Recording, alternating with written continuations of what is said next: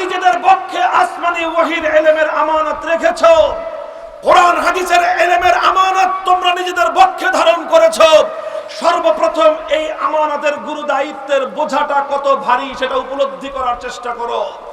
এটা সেই আমানত, ইন্না আরাজনাল আমানাতা আলাস সামাওয়াতি ওয়াল আরদি ওয়াল জিবাল ফাআবাইনা আন ইয়াহমিলনাহা ওয়া আশফাকনা মিনহা ওয়া হামালাহাল ইনসান। যে আমানতের দায়িত্ব বহন করতে অপারগতা প্রকাশ করেছিল আসমান, যে আমানতের দায়িত্ব বোঝা নিতে ব্যর্থ হয়েছিল পাহাড়, যে আমানতের বোঝা বহন করতে অক্ষমতা প্রকাশ করেছিল জমিন, সেই আমানত সর্বশেষ একজন পয়গম্বর বহন করেছিলেন।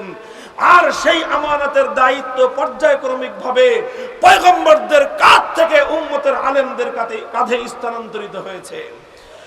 সুতরাং আলেম হওয়া, আলেম লকব ধারণ করা, আলেম পরিচয় ধারণ করা, এটা জগতের আর ৮-১০টা ডিগ্রি ধারণ করার মতো নয়।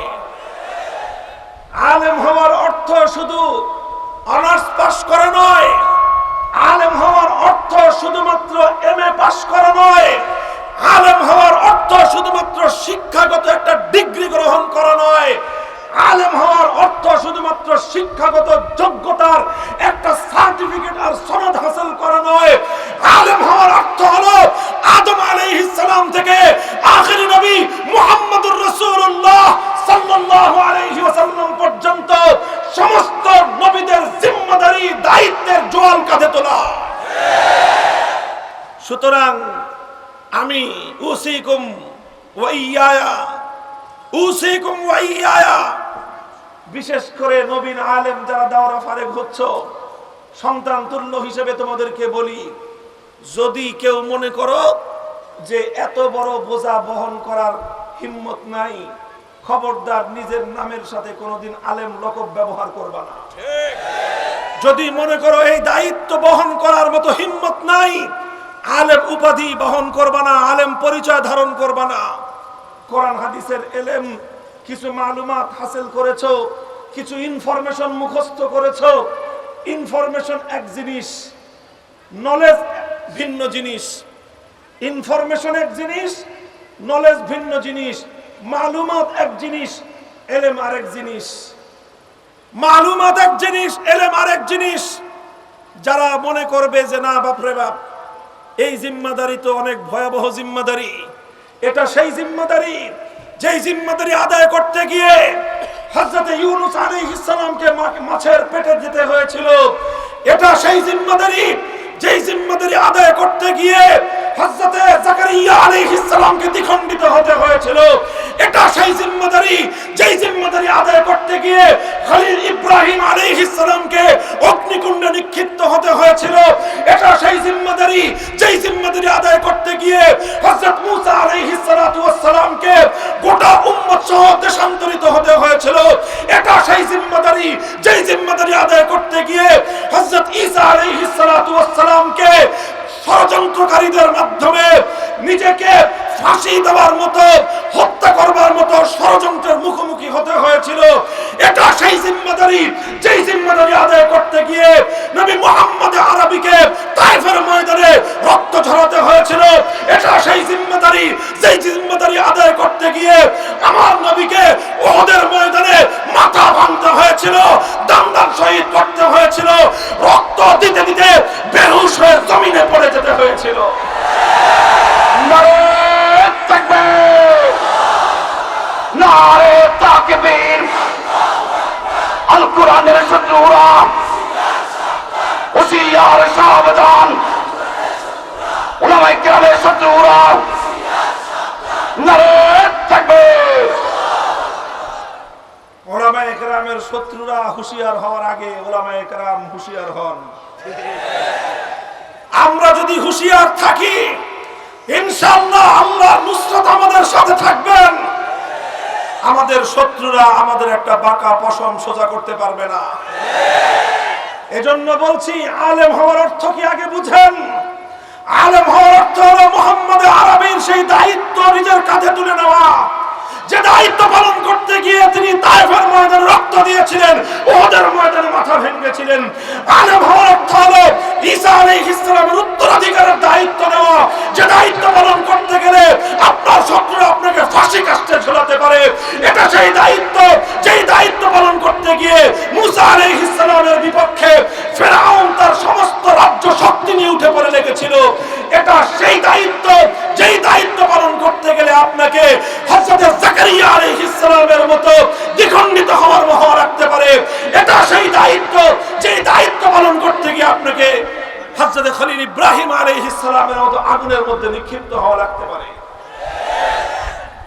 যদি বলেন যে হুজুর ভয় লাগে, যে বাপরা ভয় লাগে, ভয় লাগলে তো রাস্তা আগেই বললাম, রাস্তা আগেই বলে দিলাম, নিজে পরিষ্কার করে দিবেন যে ভাই আমি আলেম না, আমি আলেম না, আমি কিছু ইনফরমেশন মুখস্থ করেছি, আমি কোরআন হাদিসের কিছু তথ্য মুখস্থ করেছি, কোরআন হাদিসের কিছু নলেজ আমি শিখেছি, বাট আমি আলেম না। নিজের অবস্থান পরিষ্কার করে দেওয়া উচিত। আল্লাহ পাক উলামায়ে কেরামকে বুঝবার তৌফিক দান করেন। আবারও বলছি, উলামায়ে কেরামের প্রতি বার্তাটা হলো আল্লাহর নবী আলেমদের উপর আস্থা রেখে গেছেন। আল উলামা ওয়ারাসাতুল আম্বিয়া, নবীজি আলেমদের উপর আস্থা রেখে গেছেন। আস্থা রেখে উম্মতকে সান্ত্বনার বাণী শুনিয়েছেন, হে আমার উম্মত, তোমরা হতোদ্যম হও না, তোমরা নিরাশ হও না, তোমরা হতাশ হয়ে পড়ো না, কারণ আমরা নবীরা না থাকলে কি হবে, আলেমরা থাকবে। কাজেই আলেমদের দায়িত্ব আর কর্তব্য এর চেয়ে বেশি ভেঙ্গে বোঝানোর কোনো প্রয়োজন নাই। যারা আলেমদের এই অবস্থানটা না বুঝেন, তারা আলেমদের সাথে অযথাই বাগড়া বাঁধাতে আসেন।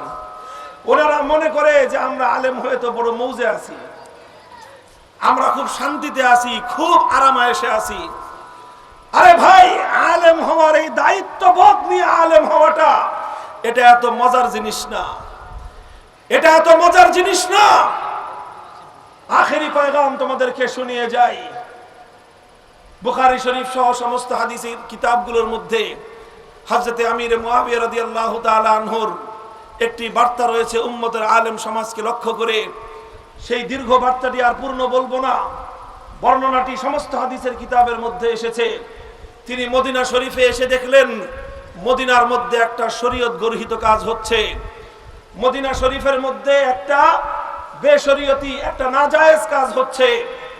হযরত মুআবিয়া রাদিয়াল্লাহু তাআলা আনহু মদিনার মধ্যে ওই কাজটা হতে দেখে তিনি ফাকাদ আলা মিম্বরি রাসূলিল্লাহি সাল্লাল্লাহু আলাইহি ওয়াসাল্লাম, আল্লাহর নবীর মিম্বরে বসলেন। যেই মিম্বরে বসে আল্লাহর নবী উম্মতকে তিনি বিভিন্ন নির্দেশনা প্রদান করতেন, সেই মিম্বরে বসে হযরত মুআবিয়া রাদিয়াল্লাহু আনহু সর্বপ্রথম প্রশ্ন করলেন, আইনা উলামাউকুম, আইনা উলামাউকুম, হে মদিনাবাসী জবাব দাও, তোমাদের শহরে শরীয়তের বিরুদ্ধে কার্যকলাপ পরিচালিত হচ্ছে, এই জনপদে আল্লাহর হুকুম লঙ্ঘিত হচ্ছে, আলেমরা কোথায়? জবাব চাই। প্রথম জবাব তিনি এটা বলেন নাই মদিনা শরীফের এই শহরের নগর পিতা কোথায়, এই শহরের মেয়র সাহেব কোথায়, এটা জিজ্ঞাসা করেন নাই। তিনি এটা জিজ্ঞাসা করেন নাই যে মদিনার এসপি কোথায়, জিজ্ঞাসা করেন নাই মদিনার ডিসি কোথায়। বলবেন যে হুজুর এসপি ডিসি ছিল কিনা, আরে ভাই এই পরিভাষা না থাকতে পারে, কিন্তু গভর্নর বর্তমান সময়ের একজন ওসি, একজন ডিসি, এসপি এবং মেয়র মিলে যা কাজ করে, ইসলামী খেলাফতের যুগে একজন গভর্নরের ক্ষমতা এবং দায়িত্বের চেয়ে অনেক বেশি থাকতো। মদিনা শরীফে গভর্নর ছিল, হযরত মুআবিয়া এটা জিজ্ঞাসা করেননি মদিনার গভর্নর কোথায়, মদিনা আইন শৃঙ্খলা রক্ষাকারী বাহিনীর সদস্য কোথায়। তিনি সর্বপ্রথম প্রশ্ন করেছেন, আইনা উলামাউকুম, আল্লাহর বিধান লঙ্ঘিত হচ্ছে, আলেমরা কোথায়।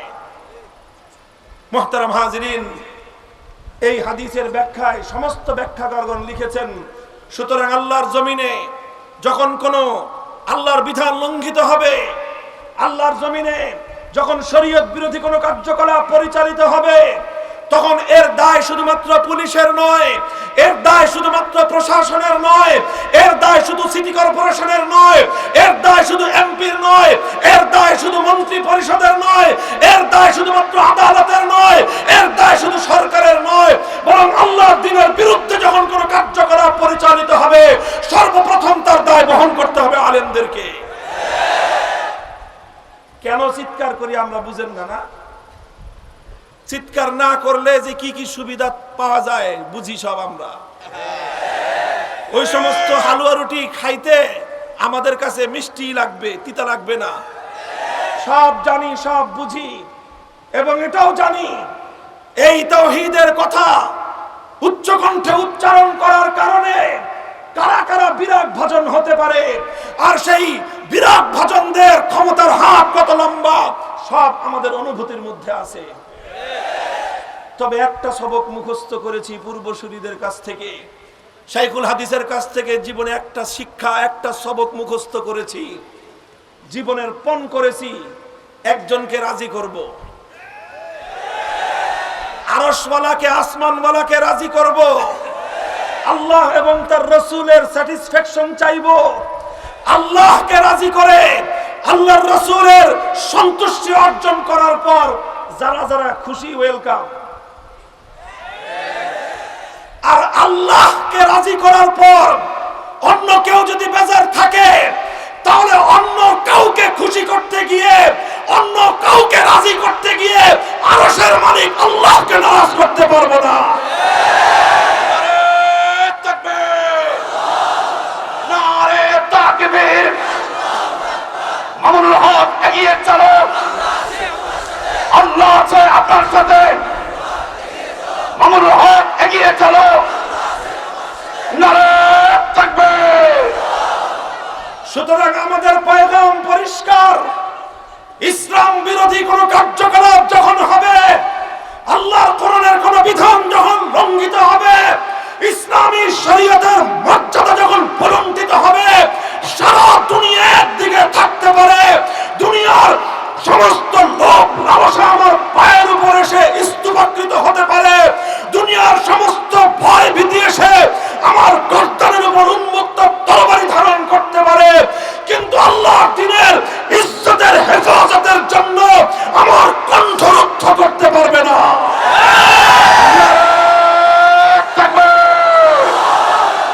নারে তাকবীর, বদরের হাতিয়ার গর্জে উঠুক আরেকবার, উহুদের হাতিয়ার গর্জে উঠুক আরেকবার, সভ্যর হাতিয়ার গর্জে উঠুক আরেকবার, শাহজালালের হাতিয়ার গর্জে উঠুক আরেকবার। নারে তাকবীর। আখেরি কথা, হযরত মুআবিয়া রাদিয়াল্লাহু তাআলা আনহুর যেই হাদিসটির উদ্ধৃতি দিয়ে হাদিসের শারহীন এবং ব্যাখ্যাকারদের কথাটা আমি আপনাদের সামনে উল্লেখ করলাম, সেখানে শারহীন হাদিস আরেকটা কথাও লিখেছেন যে উম্মতের আলেমদের জিম্মাদারি সর্বপ্রথম, তারা সর্বপ্রথম মাসউলুন ইনদাল্লাহ, তারা সর্বপ্রথম আল্লাহর কাছে জবাবদিহিতায় বাধ্য থাকবে, এরপরে অন্য যে যা হয় হবে। আমি বলি যে আমাদের উপর, আমাদের বিষয়টা এত সহজ না। সাধারণ মানুষ যত সহজে চিন্তা করে, আলেমদের ব্যাপারটা এত সহজ নয়। আমি তো পরিষ্কার ভাষায় বলি যে একজন সাধারণ মানুষ নিজের ব্যক্তিগত আমলের হিসাব যদি আল্লাহর কাছে দিতে পারে, আর হিসাবটা যদি কোনো রকম গ্রহণযোগ্য হয়, পার পেয়ে যাবে। কিন্তু একজন আলেম, সে যদি মনে করে শুধুমাত্র নিজের ব্যক্তিগত আমলের হিসাব দিয়ে পার পেয়ে যাবে, তাহলে সে ইলমে দ্বীনের প্রকৃত দায়িত্ব বুঝতেই পারে নাই। আলেমকে শুধু নিজের ব্যক্তিগত দায়িত্ব আমলের হিসাব দিলে চলবে না, তাকে জাতির আমলের হিসাবও দিতে হবে। সহজ ভাষায় বলতে গেলে একটা মসজিদে 500 মুসল্লি আছে, ইমাম কয়জন? একজন ইমাম, 500 মুসল্লি। 500 মুসল্লি প্রত্যেকে যার যার নিজের আমলের হিসাব পরিষ্কার দিতে পারলে তাদের রাস্তা ক্লিয়ার। ইমাম সাহেব যদি মনে করে যে আমিও আমার নিজের হিসাব দিয়ে রাস্তা ক্লিয়ার, বোকার স্বর্গে বাস করতেছেন। আল ইমামু জামিনুন, আল ইমামু জামিনুন। 500 মুসল্লি ব্যক্তিগত নামাজের হিসাব দিলে পার, ইমাম সাহেব নিজের নামাজের হিসাব, নিজের আমলের হিসাব, 500 মুসল্লির হিসাব যখন ক্লিয়ার করতে পারবে, তারপরে রাস্তা পরিষ্কার। কাজেই ইমাম হওয়া মানে হলো শুধুমাত্র আরাম আয়েশের গদি বিছানো নয়। ইমামতের দায়িত্বের অর্থ এটা নয় যে বিশাল সম্মানিত আসন পেয়ে গেলাম, হ্যাঁ, সম্মান আছে, মর্যাদা আছে, তবে তার চেয়ে অনেক বড় বিষয় যেটা, সেটা তো দায়িত্ববোধ থাকতে হবে। এটাই হলো সমস্যা। এই সমস্যার কারণে আমরা যখন কথা বলি তখন অনেকে মনে করে যে এই হুজুরে কথাটা না বললে সমস্যা কি। আরে সমস্যা তো এই জায়গায়। আর আমার কাছে আরেকটা হিসাব খুব পরিষ্কার। হযরত ওমর ফারুক রাদিয়াল্লাহু তাআলা আনহু, ওনার একটা কথা খুব বেশি জায়গায় জায়গায় উনি বলতেন, যেখানেই ওনার কথার সাথে অন্যের কথা মিলতো না সেখানে তিনি এসে প্রশ্ন করতেন, আলাসনা আলাল হাক্কি ওয়া হুম আলাল বাতিল, আলাসনা আলাল হাক্কি ওয়া হুম আলাল বাতিল। তাওহীদের পক্ষে কথা বললাম আমি, আর শিরকি সংস্কৃতির পক্ষে কথা বলল ও। তা আমি হকের উপর আর সে বাতিলের উপর, বিষয়টা কি এমন নয়? কথা বলেন। আমি বললাম তাওহীদের পক্ষে কথা, সে বলল শিরকের পক্ষের কথা, তাহলে আমি হকের উপর সে বাতিলের উপর, ব্যাপারটা কি এমন নয়? না ভিন্ন কিছু হতে পারে? তাহলে আমি হকের উপর, সে হলো বাতিলের উপর। আলাইসা কাতলানা ফিল জান্নাতি ওয়া কাতলাহুম ফিন নার। তাওহীদের পক্ষে থেকে কথা বলতে গিয়ে জীবন গেলে আমি হব শহীদ, আমার স্থান হবে জান্নাত। শিরকের পক্ষে কথা বলতে গিয়ে জীবন গেলে ও হবে জাহান্নামের আর নরকের কি কোনো সন্দেহ আছে? কোনো সংশয় আছে? তাহলে যদি হিসাব এটাই হয়ে থাকে যে আমার অবস্থান হকের পক্ষে, আমার অবস্থান তাওহীদের পক্ষে, যদি ব্যাপার এমনটাই হয়ে থাকে হকের উপর থেকে তাওহীদের পক্ষে কথা বলে জীবন গেলে যদি আমার ঠিকানা হয় খোদার জান্নাত, আর শিরকের পক্ষে থাকলে যদি হয় বাতিল, বাতিলের উপর থেকে জীবন গেলে যদি তার ঠিকানা হয় জাহান্নাম, ফালামা নতি হাযিহিদ দানিয়াতা ফি দীনিনা। তাহলে ও যদি নতি স্বীকার করতে না পারে, বাতিলের উপর থেকে জাহান্নামের নিশ্চয়তা নিয়ে সে যদি মাথা নত করতে না পারে, হকের উপর থেকে জান্নাতের সুসংবাদ পাওয়ার পর আমি কেন নতি স্বীকার করব? তাকবীর, নারে তাকবীর, সাবিলুনা সাবিলুনা, জিহাদ আল জিহাদ, সাবিলুনা সাবিলুনা, নারে তাকবীর। সুতরাং নমনীয় যারা হকের উপর থাকে তারা নয়, বরং যে বাতিলের উপর আছে তাকেই নমনীয় হতে হবে। মৃত্যুর পরে যার জন্য জান্নাতের নিশ্চয়তা, সে কেন নমনীয় হবে? মরলে যার জাহান্নামে যাওয়ার আশঙ্কা, তাকেই নমনীয় হতে হবে। হে উম্মতে মুহাম্মাদিয়ার আলেম সমাজ, এভাবে নিজেদের দায়িত্ববোধ থেকে তোমরা গর্জে উঠো, নিজেদের দায়িত্ববোধ থেকে বক্ষের মধ্যে আমানতের জিম্মাদারি অনুভব করো, আর এভাবেই গোটা উম্মতে মুহাম্মাদিয়ার দরদ নিয়ে, জিম্মাদারি নিয়ে ময়দানে অবতীর্ণ হও। ইনশাআল্লাহ চূড়ান্ত বিজয়ের মালা তোমাদের গলায় উঠবে। নারে তাকবীর, মামুনুর হাতিয়ার, মামুনুল হকের হাতিয়ার, নারে তাকবীর। ইনশাআল্লাহ এইভাবে দায়িত্বশীলতার সাথে আমরা আলেমে দ্বীন হওয়ার যেই পরিচয় সেটা ধারণ করব। কি বলেন? যারা নতুন নবীন আলেম তাদেরকে বিশেষ করে বললাম, যারা একটু পুরাতন আলেম, অনেক দিন ধরে দায়িত্ব পালন করতেছেন কিন্তু বুঝতেছেন না যে কি দায়িত্ব পালন করতেছেন, আপনারা আবার সেজদায় সহু দিয়ে দায়িত্ব সোজা করে নেন। আলেম হওয়ার অর্থ এত সহজ কোনো বিষয় নয়।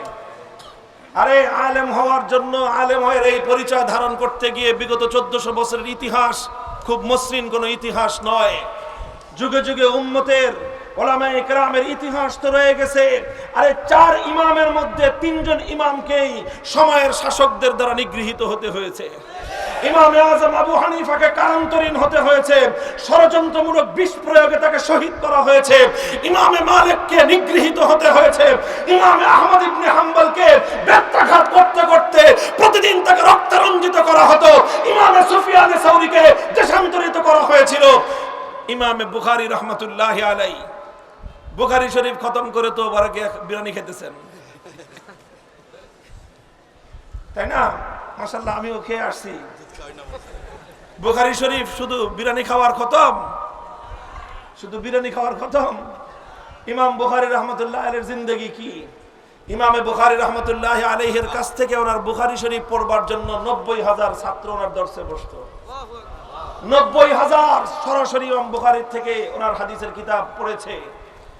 বিশাল মজমা, আমিরুল মুমিনিন ফিল হাদিস, সারা দুনিয়ার মধ্যে ওনার প্রসিদ্ধি হয়ে গেছে। ওনাকে মুকুটহীন সম্রাট বলা হয়। মাথার মধ্যে কোনো মুকুট না থাকতে পারে, কিন্তু সময়ের শাসকের চেয়ে লক্ষ কোটি গুণ বেশি মর্যাদা ইমাম বুখারীর। 90,000 ছাত্র যার কথা শোনার জন্য অধীর আগ্রহে অপেক্ষা করে, তার চেয়ে বড় সিংহাসন আর রাজত্ব কার হাতে থাকতে পারে? সময়ের শাসকের মনের মধ্যে হিংসার আগুন জ্বলে উঠল। ক্ষমতা আমার হাতে, রাজ্য আমার হাতে, পুলিশ আমার হাতে, সব আমার হাতে, কিন্তু আমার কথা শোনার জন্য তো এইভাবে 90,000 না 90টা মানুষও আসে না। ইমাম বুখারীর প্রতি তার সে ঈর্ষাপরায়ণ হয়ে উঠল। ইমাম বুখারীকে সে অর্ডার করলো, নির্দেশ জারি করলো যে আপনার এই কিতাবটা তো সবাই পড়তেছে, আপনি এক কাজ করবেন, আগামীকালকে থেকে আমার সন্তানরা আপনার কাছে বুখারী শরীফ পড়বে। তো ওরা তো সাধারণ জনগণ মাঠে ময়দানে থাকে, আর মাঠে ময়দানে এসে আপনার কাছে পড়াশোনা করে। যেহেতু রাজপুত্ররা পড়বে, সুতরাং আপনি রাজ দরবারে এসে আমার সন্তানদেরকে পড়ায় দিয়ে যাবেন। শাসক চাইলো ইমাম বুখারীকে তার ঘরের টিউটর বানাইতে। মনে করলো ঘরের টিউটর বানাবে ইমাম বুখারীকে, যে ঘরে এসে পড়ায় দিয়ে যাবে, যাওয়ার সময় হুজুরকে এক কাপ চা হাদিয়া খাওয়া দিবে, আর মাস শেষে কিছু বেতন পকেটে ভরে দিবে। তাই তো হুজুরে কিনে ফেললো। ইমাম বুখারী রহমতুল্লাহ আলাইহি বললেন, আমার কাছ থেকে হাদিস শিখবে আপনার সন্তান।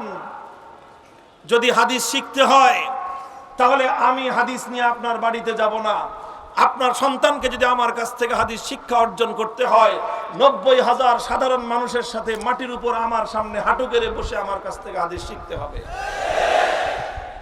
যদি এইভাবে শিখতে পারে তার জন্য দুয়ার খোলা। আর যদি এইভাবে শিখতে তার কোনো ধরনের তার কোনো মর্যাদা, তার অহংবোধ তাকে যদি বাধা দেয়, তাহলে ওই সমস্ত মানুষের জন্য আল্লাহর নবীর হাদিসের নুরানি এই শিক্ষা তার জন্য নয়। ইমাম বুখারী স্পষ্ট পয়গাম শুনিয়ে দিলেন, ইন্নী লা উযিল্লুল ইলমা ওয়ালা আহমিলুহু ইলা বাবিল উমারা, ইন্নী লা উযিল্লুল ইলমা ওয়ালা আহমিলুহু ইলা বাবিল উমারা। খবরদার সময়ের শাসক, মনে রেখো, আমি বুখারী, আমি ইমামে বুখারী, আমি মুহাম্মদ ইবনে আবু আব্দুল্লাহ মুহাম্মদ ইবনে ইসমাইল, আমি এই যুগের উলামায়ে কেরামের প্রতীক। কিয়ামত পর্যন্ত আনেওয়ালা উম্মত আমাকে আলেম হিসেবে শ্রদ্ধা করবে। আমার প্রতিটি কার্যকলাপ ইতিহাসের মানদণ্ডে বিচার করা হবে। একজন আলেম হিসেবে কোরআন এবং হাদিসের ইলম ধারণ করার পরে আমার আচরণ কেমন ছিল, অনাগত ভবিষ্যতে এটাকে চুলচেরা বিশ্লেষণ করা হবে। তখন যদি দেখে যে আমি হাদিসের সম্রাট হয়ে দুনিয়ার এই রাজত্বের সম্রাটের সামান্য প্রলোভনের সামনে মাথা নত করে দিয়েছি, অথবা তার সামান্য ভয়ভীতির সামনে আমি আত্মসমর্পণ করেছি, কিয়ামত পর্যন্ত ইলমে দ্বীনের মর্যাদা, উলামায়ে কেরামের চির উন্নত শির, পয়গম্বরীর বিরাসতের চির উন্নত শির ধুলোয় ধূসরিত হয়ে যাবে। কাজেই লা উযিল্লুল ইলমা ওয়ালা আহমিলুহু ইলা বাবিল উমারা। ইমাম বুখারী তোমার দরবারে টিউটরি করবে না, তোমার বাড়িতে গিয়ে টিউটরি করবে না। তোমার সন্তানকে যদি শিখতে হয়, আমার দরবারে এসে ধুলার উপর বসে হাঁটু গেড়ে বসে শিখতে হবে। সময়ের শাসক অপমান বোধ করলো, ষড়যন্ত্র শুরু করলো, নানা রকমের ষড়যন্ত্র। আশা কয় আপনার মাদ্রাসা এটা কোন জায়গায়, কার কাছ থেকে নিবন্ধন নিছেন, নিবন্ধনের সনদ দেখান। আপনারা যে এখানে কোরআন হাদিস পড়াচ্ছেন, পারমিশন আছে? পারমিশন? আপনি যে 90,000 ছাত্র নিয়ে হাদিস পড়াইতেছেন, কার কাছ থেকে অনুমতি নিছেন? কত রকম কাহিনী শুরু করলো। মুহতারাম হাজিরিন, এগুলো নতুন বক্তব্য নয়, এগুলো নতুন সমস্যা নয়।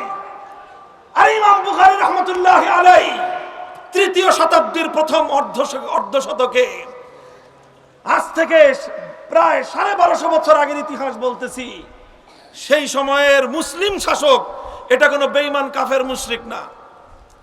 সেই সময়ের ইমাম বুখারীর জমানার মুসলিম শাসকের যদি হয় ইমাম বুখারীর মতো মানুষের সাথে এই আচরণ, তো এই যুগের বুখারীর মুহাদ্দিসরা আর কিরকম আচরণ প্রত্যাশা করেন? আপনারা মনে করছেন সবসময় আপনাদের জন্য শুধুমাত্র লাল গালিচা বিছানো থাকবে, আর শুধুমাত্র আপনাদের জন্য সবাই দর্শের পরে হাদিয়া তোহফা নিয়ে মুসাফা করার জন্য লাইন ধরে দাঁড়ায় থাকবে, শুধুমাত্র আপনাদের জন্য ওই লাল গোলাপের পাপড়ি ছিটাই আপনাদেরকে সংবর্ধনা জানানো হবে। হ্যাঁ, ওটাও জানানো হবে, আবার মুদ্রার অপর পিঠে এটাও থাকবে, এটাও থাকবে যদি আপনি হক এবং হাক্কানিয়াতের উপর থেকে থাকেন। এতটাই উত্তক্ত করলো ইমাম বুখারীকে, এতটাই উত্তক্ত করলো ইমাম বুখারীকে, ইমাম বুখারী ওই জায়গায় তিনি তার মাদ্রাসা আর চালাতে পারলেন না। ইমাম বুখারী মাদ্রাসা বন্ধ করে দিলেন, যে ইলমে দ্বীনকে অপমান করব না, মাদ্রাসা বন্ধ হয়ে যাক, মাদ্রাসা বন্ধ হয়ে যাক। আমার ওই মাদ্রাসা চালানো আমার জিম্মেদারি নয়, বরং তার চেয়ে বড় জিম্মেদারি হলো আসমানি ওয়াহির ইলমের গৌরব রক্ষা করা। ইমাম বুখারী বুখারা ছাড়লেন, শহর ছাড়লেন, শহর ছেড়ে চলে গেলেন অজানার পথে। কোন এক গ্রাম, অখ্যাত এক গ্রাম, খারতাং নামক গ্রাম, সেই গ্রামে চলে গেলেন যেখানে কোনো আধুনিক ফ্যাসিলিটিস নাই, সুযোগ সুবিধা নাই, নিভৃত এক পল্লী। এতটাই তিনি সংকীর্ণ হয়েছিলেন, সময়ের শাসকের এই অসদাচরণে ইমাম বুখারী হৃদয়ে এতটাই রক্তক্ষরণ হয়েছিল, আরশের মালিকের দরবারে ফরিয়াদ করলেন, আল্লাহুম্মা ইন্নাল আরদা কাদ দাকাত আলাইয়া বিমা রাহুবাত ফাকবিজনি ইলাইক। ওগো আল্লাহ, যেই জমানায়, যেই সময়ে, যেই শাসকের যুগে তোমার নবীর হাদিসের আমানত বক্ষে ধারণ করে এমন নিগৃহীত হতে হয়, এমন জুলুমের শিকার হওয়া লাগে, এই জমিনে আমি আর থাকতে চাই না, তোমার প্রিয় পাত্র হয়ে তোমার কাছে চলে যেতে চাই। আল্লাহ রাব্বুল আলামিন যখন দেখলেন যে ইমাম বুখারী তিনি যতটুকু বুখারী শরীফ পড়ানোর দরকার পড়ানো শেষ, কিয়ামত পর্যন্তের জন্য তার মাধ্যমে ইলম এবং আলেমদের শান মর্যাদা বুলন্দ হয়েছে, আল্লাহ বললেন তোমার আর দুনিয়াতে থাকার দরকার নাই, তুমি আমার কাছে চলে আসো। আল্লাহ পাক রব্বুল আলামিন ইমাম বুখারীকে নিয়ে গেলেন। বুখারীর কবর বুখারায় নয়, বুখারীর কবর সামারকান্দে নয়, বুখারীর কবর বড় কোনো রাজধানীতে নয়, বড় কোনো নামি দামি শহরে নয়, ইমামে বুখারীর কবর হয়েছে সেই খারতাং নামক গ্রামে। ইতিহাস বলে ইমাম বুখারী বুখারা থেকে চলে যাওয়ার কারণে ইমাম বুখারী কলঙ্কিত হননি, বুখারা শহর বঞ্চিত হয়েছে। ইমাম বুখারী শহর ছাড়বার কারণে ইমাম বুখারী বঞ্চিত হননি, বরং ইমাম বুখারীর মতো মানুষকে পক্ষে ধারণ করতে ব্যর্থ হয়ে বুখারা শহর এবং রাজ্য ব্যর্থ হয়েছে। হে উলামায়ে কেরাম, নিজেদেরকে এভাবে গড়ো, এভাবে নিজেদেরকে মুস্তাকনি বানাও। আমি আর তুমি যদি আজ এভাবেই আমরা নিজেদেরকে প্রস্তুত করতে পারি, আল্লাহ পাক রব্বুল আলামিন আমাদের থেকে, তোমাদের থেকে ইমাম বুখারীর মতো এত কঠিন পরীক্ষা নেবেন না, এত কঠিন পরীক্ষা নেবেন না। আল্লাহ পাক গায়েবী মদদ নাজিল করবেন ইনশাআল্লাহ। কি হয়েছে? সেই শাসকের নামও আজ ইতিহাসে আছে, ইমাম বুখারীর নামও আজও ইতিহাসে আছে, সেই শাসকের কবরও পৃথিবীতে আছে, ইমামে বুখারীর কবরও পৃথিবীতে টিকে আছে। ইমামে বুখারীকে যখন দাফন করা হলো, আল্লাহ পাক রব্বুল আলামিন সেই কবর থেকে এমন সুবাস ছড়ালেন, সেই সুবাসে মোহিত হয়ে সারা দুনিয়া থেকে মানুষ আজও পর্যন্ত বুখারীর কবরের পাশে ছুটে যায়। মুহতারাম হাজিরিন, এটা হলো ইলম, এবং এটাই হলো ইলমের গৌরব বোধ, এটাই হলো ইলমের আত্মমর্যাদা বোধ। আমি সময়ের আলেমদের কাছে এই একটাই নগণ্য আপনাদের একজন ভাই হিসেবে এই আহ্বানটা করব, ইলম এবং আহলে ইলমদের গৌরব কোনোদিন কোনো দুনিয়াদারদের সামনে নত করবেন না, নত করবেন না, বরং নিজে ইলম এবং ইলমে দ্বীনের এই গৌরব, ইলমে দ্বীনের দায়িত্ব মাথা উঁচু করে যতদিন পালন করা যায় মাথা উঁচু করে পালন করবেন। মাথা উঁচু করে যেদিন পালন করতে না পারবেন, সুফিয়ানে সাউরীর সুন্নাত হলো দেশ ছেড়ে চলে যাও, বুখারীর সুন্নাত দেশ ছেড়ে চলে যাও, শাইখুল হিন্দের সুন্নাত হলো মালদার আন্দামান দ্বীপে কারারুদ্ধ হও, শাইখুল ইসলাম হোসেন আহমদ মাদানীর সুন্নাত হলো অন্ধকার কারা প্রকোষ্ঠে নিক্ষিপ্ত হও, শাইখুল হাদিস আল্লামা আজিজুল হকের আদর্শ হলো কারান্তরীণ হও, বাতিলের সামনে মাথা নত করে না।